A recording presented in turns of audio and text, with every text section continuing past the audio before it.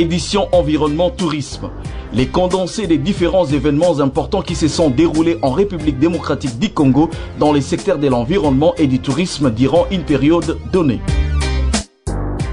Lors de sa troisième session qui s'est déroulée à Torremolinos en Espagne en septembre 1979, l'Assemblée générale de l'Organisation mondiale du tourisme, OMT, décide d'instituer, à compter de l'année 1980, une journée mondiale du tourisme à célébrer le 27 septembre de chaque année par des manifestations adaptées au thème choisi par l'Assemblée générale sur recommandation du Conseil exécutif de l'OMT, dont les principaux objectifs faire prendre davantage conscience à la communauté internationale de l'importance du tourisme et de sa valeur sociale, culturelle, politique et économique.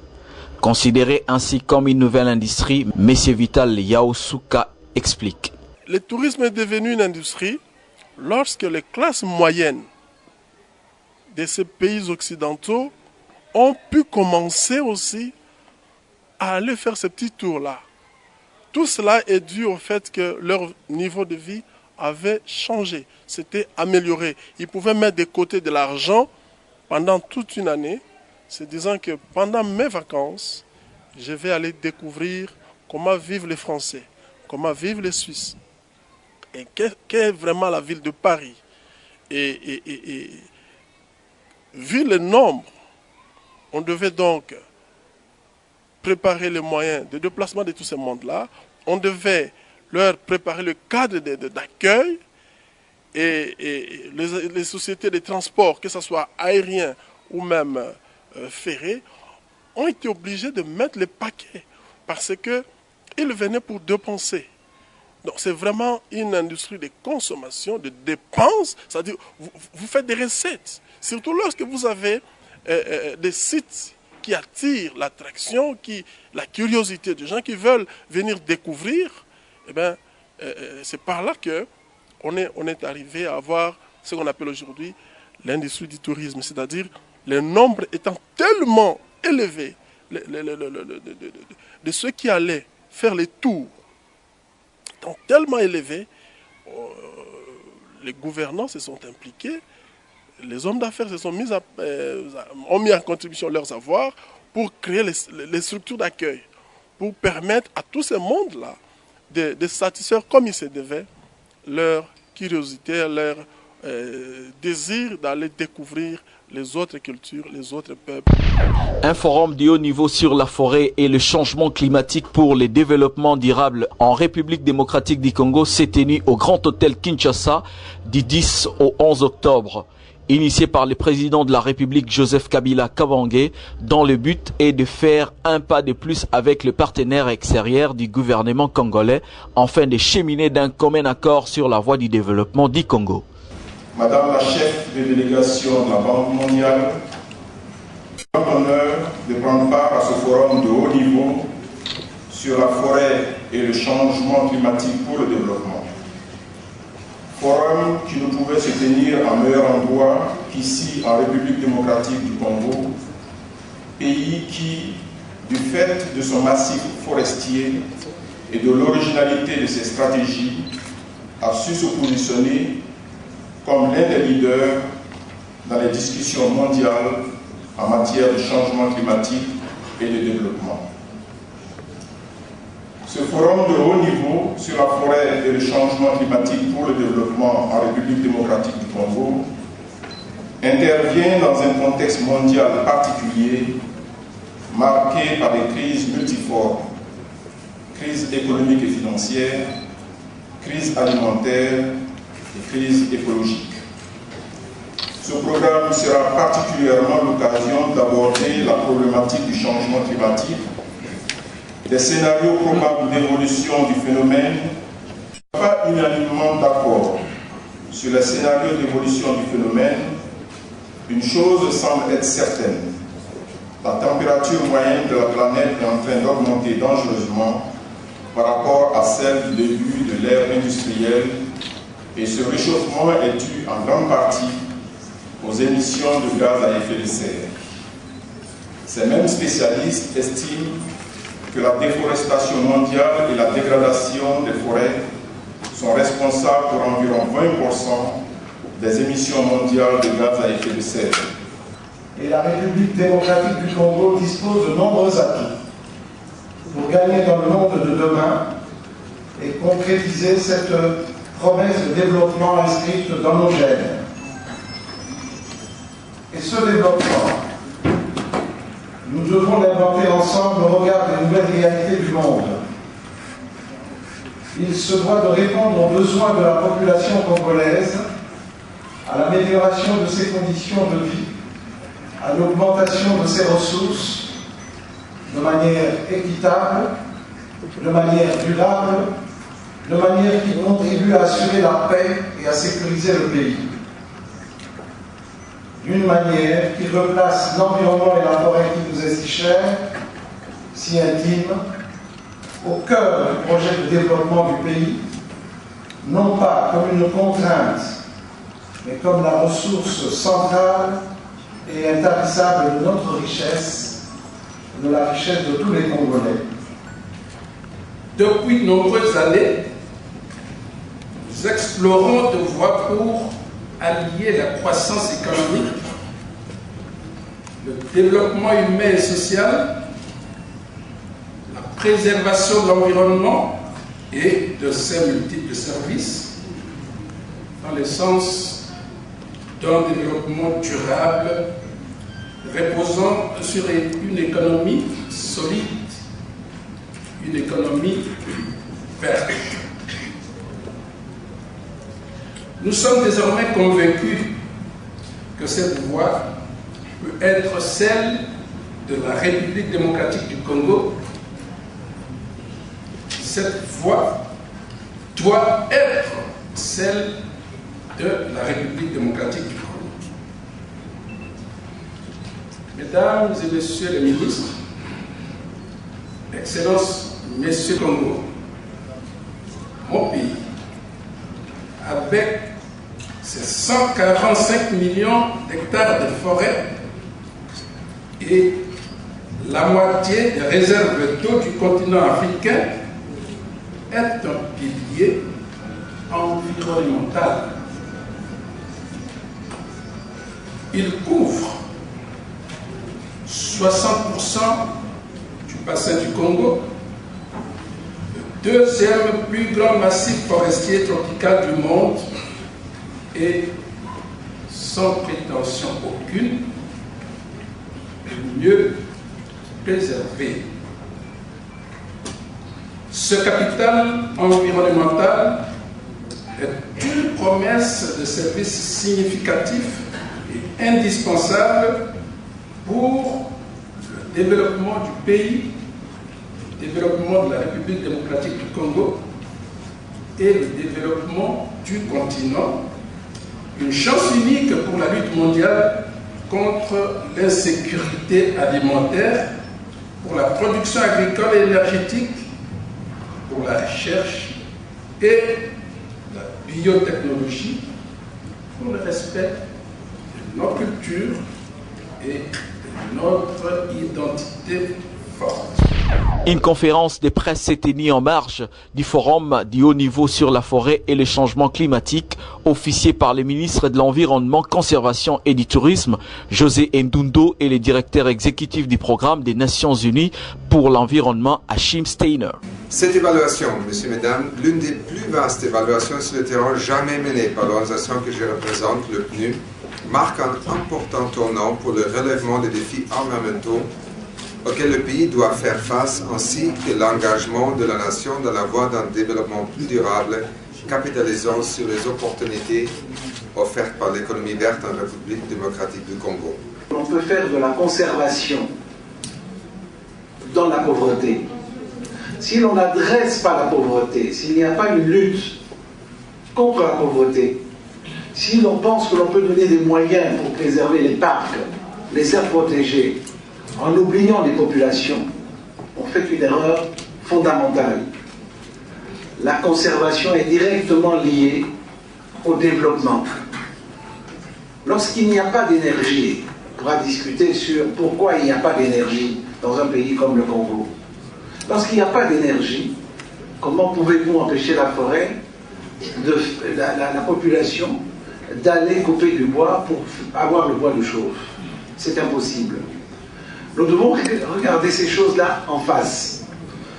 Donc les lois que nous prenons, nous venons de sortir la loi cadre sur l'environnement, la protection et la gestion de l'environnement, si elle n'est pas assise sur une amélioration des conditions de vie de la population, en termes d'eau potable, en termes d'électricité, en termes de gouvernance, d'association, pas seulement du gouvernement, que je dirais central, mais aussi des entités décentralisées, nous passons à côté de la question.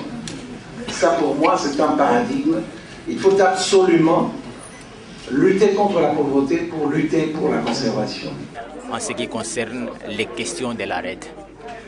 Et puis, vous avez suivi vous-même, c'est que le message du chef de l'État qui a relevé les promesses faites par la communauté internationale au sujet de ceux qui disposent de vastes espaces de forêt et qui contribuent à la régulation du climat mondial.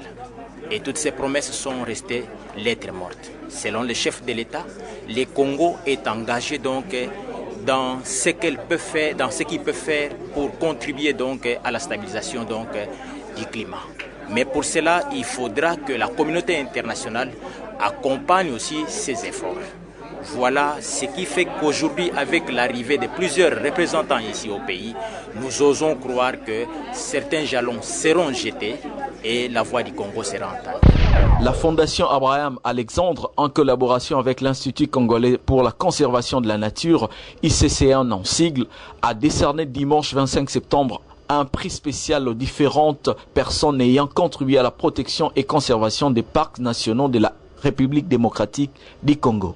15 personnes ont bénéficié du prix Abraham, dont 10 à titre posthume.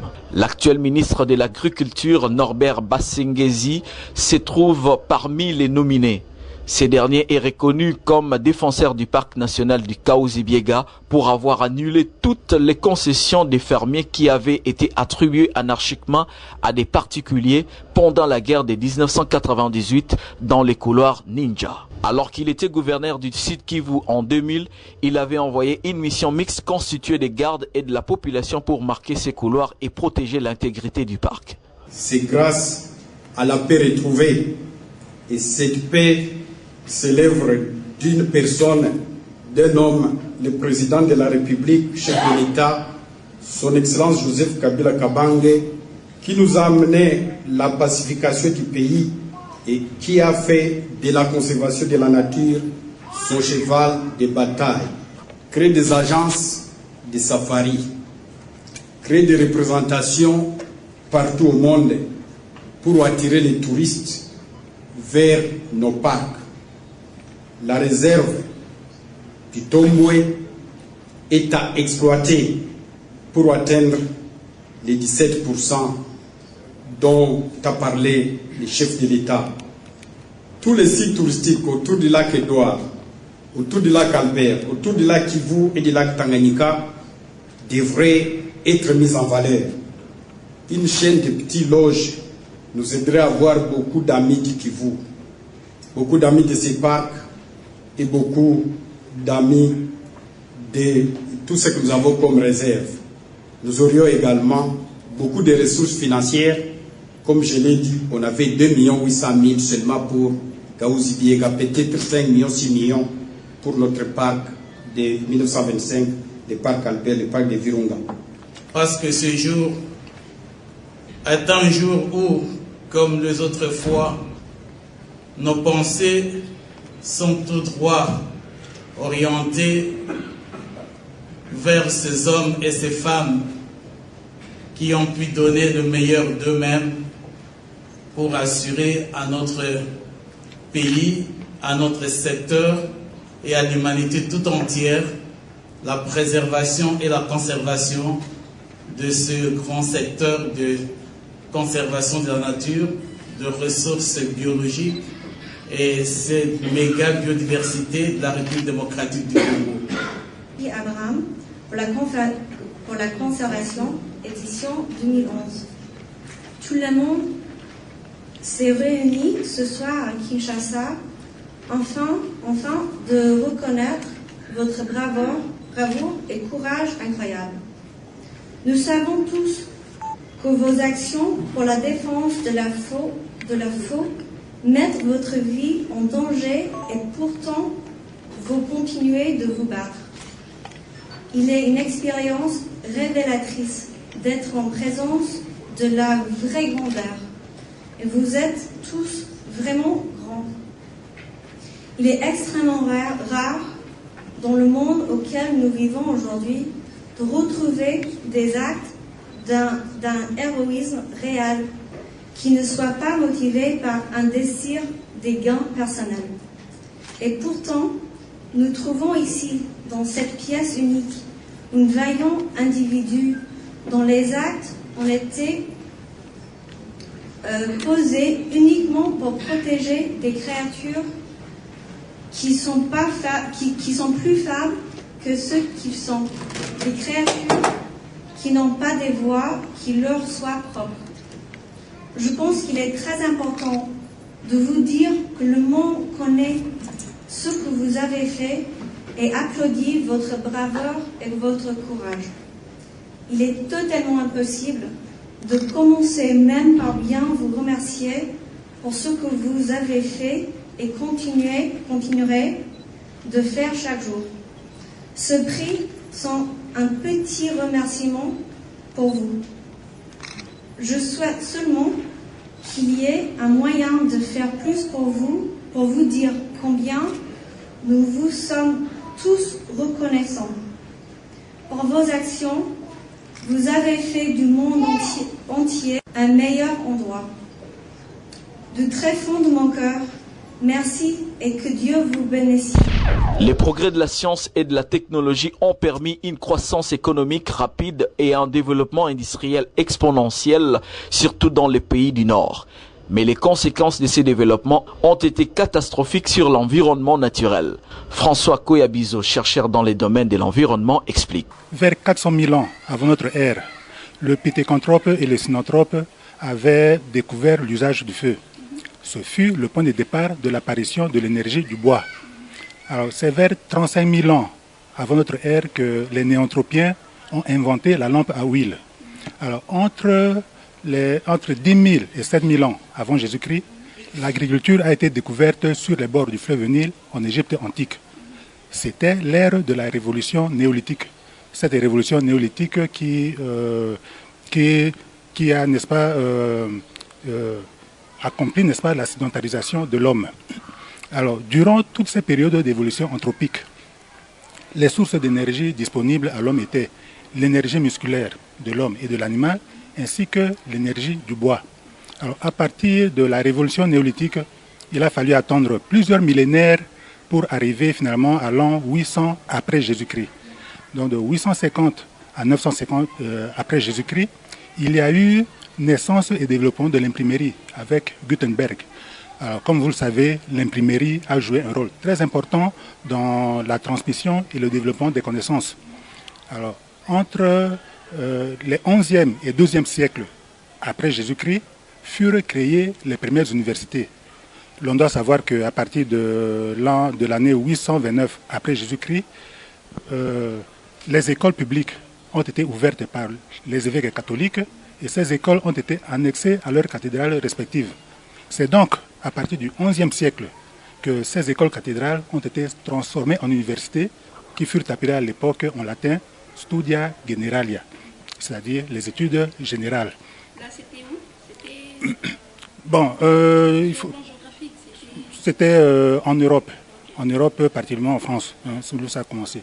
Alors, au XIVe siècle, intervint la première révolution industrielle avec la découverte du mouvement d'horlogerie mécanique. Alors, c'était le grand succès de la recherche technologique qui donna un coup d'accélérateur au progrès de la mécanique. Alors, à partir de cette époque, la précision de l'heure va déterminer une nouvelle manière de concevoir, de discipliner et d'organiser l'existence de l'homme. Nous arrivons ainsi à l'année 1500 après Jésus-Christ. L'année 1500 correspond à la grande révolution scientifique avec l'adoption de la méthode expérimentale. Ceci marqua une grande cassure avec la longue période qui avait été dominée par la théorie aristotélicienne, également appelée le péripatétisme, philosophie d'Aristote. Alors, cette révolution scientifique qui avait été préparée des années plus tôt grâce à la création des universités, cette révolution, dis-je, donna une grande impulsion au développement humain. Alors, je m'en vais citer quelques événements qui ont accompagné cette révolution scientifique, à savoir, en 1543, Copernic publia son livre intitulé « Revolutionibus Orbium Celestium ». Et dans ce livre, il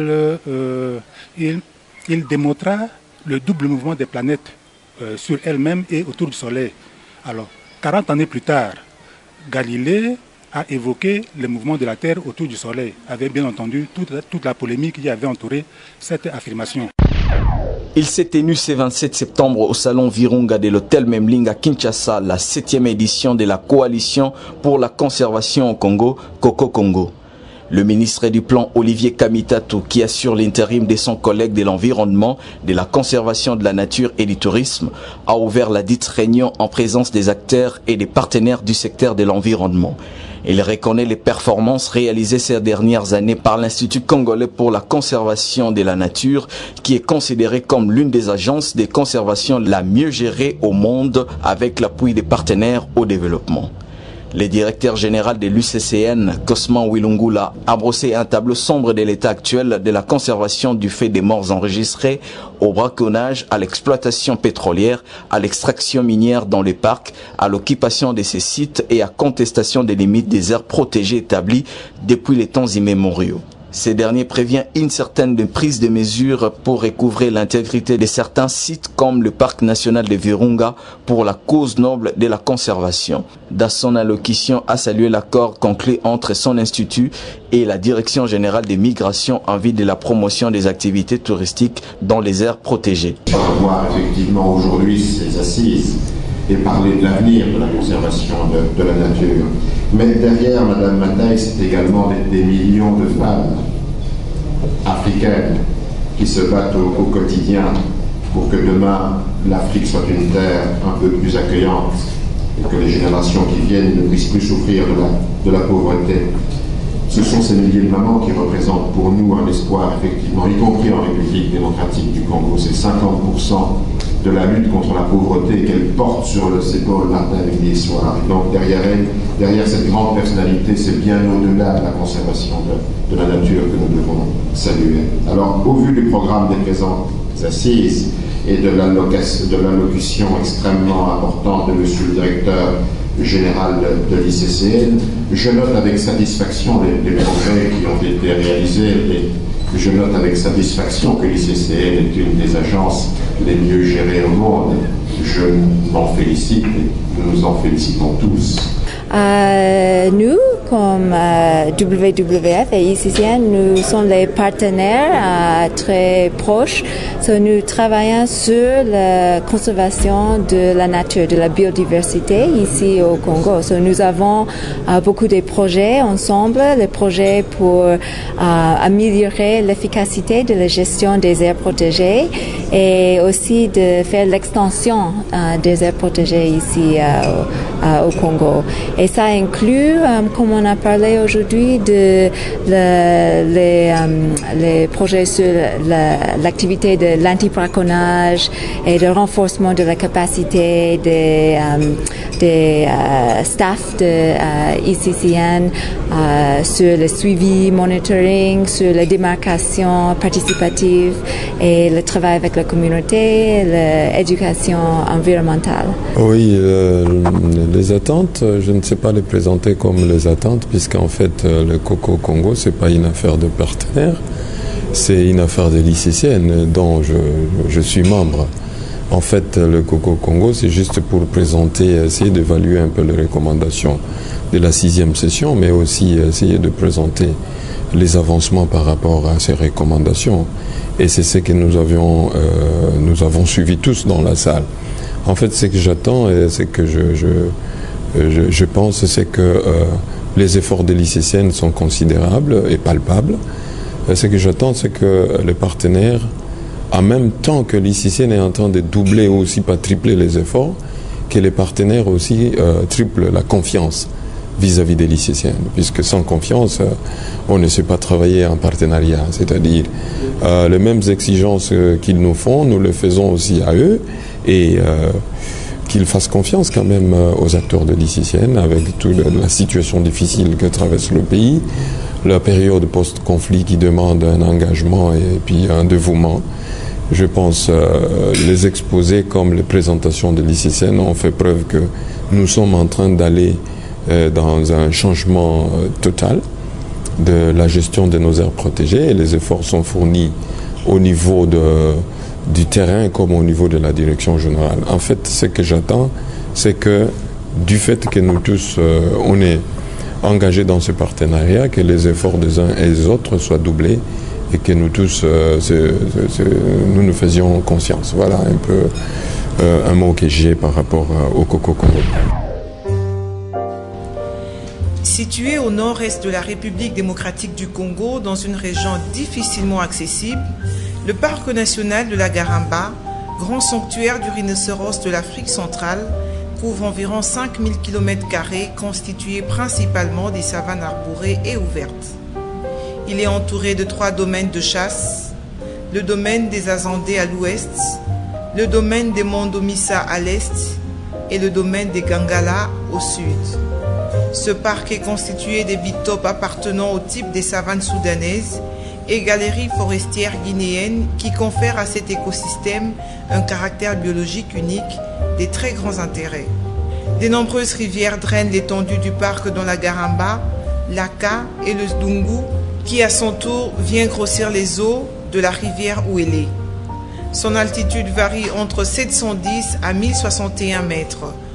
Ce parc de la province orientale a été institué en 1938 et a été inscrit sur la liste de patrimoine mondial en 1980.